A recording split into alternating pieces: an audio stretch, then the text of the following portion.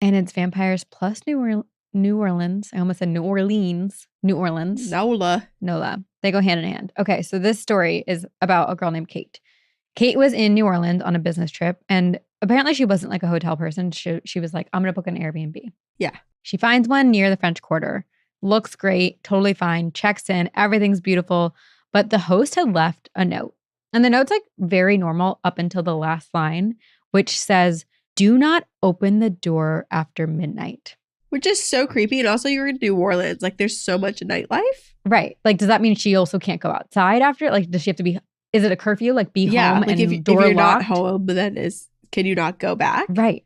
So Kate reads this and she's like, oh, it's probably just the host being funny and playing into like the whole New Orleans lore and legends. Right. Like, I'm not going to take it very seriously. Then one night during her stay at 12:45 in the morning, there is a knock on her door. She looks through the peephole and she sees a man who apparently like seems totally fine. He's like dressed normally, but he does have these like really striking eyes. And this man is like, hey, I'm so sorry. I left my phone inside. And she's like, oh, like I didn't see a phone. That's weird. But she assumes that maybe he stayed at the Airbnb previously. But then like if he was a guest at Airbnb, you would assume that when he left, he's leaving town.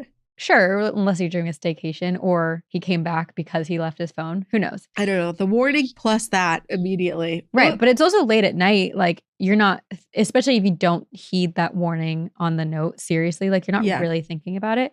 She does think like, oh, that's weird. And the guy says, you don't even have to let me in. Like I'll tell you where it is. And then he mumbled something that she couldn't quite hear. And because the whole situation was weird, she was just like, she opens the door and he goes, the man smiles, winks at her, and says, thank you. That's all I needed. And he turns and leaves. What? He's going to come back and feed on her later when she's asleep. The next morning, she's taking a shower. And when she gets out, the bathroom mirror is all fogged up, except for there's a word written on the foggy mirror. And it's like as if it was drawn with a finger. It says invited.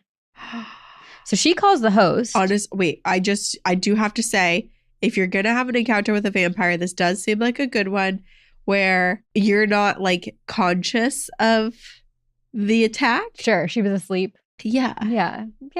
So she calls the host. And the first thing the host does is not try to like walk it back or anything. The first thing the host says is, did you open the door after midnight? And Kate is like, well, like, I mean, yeah, but this guy came. This should be in the Airbnb listing. Like, this is a serious targeted location from the Nola vampires. Right. The host hangs up on her. Who knows what? Like, I don't know. But that night, Kate's staying again. She's in bed. It's the host's ex because she used to date this vampire. She knows the vampire? Yeah. Or maybe they're in cahoots and this is the whole thing. It's a ruse. Yes.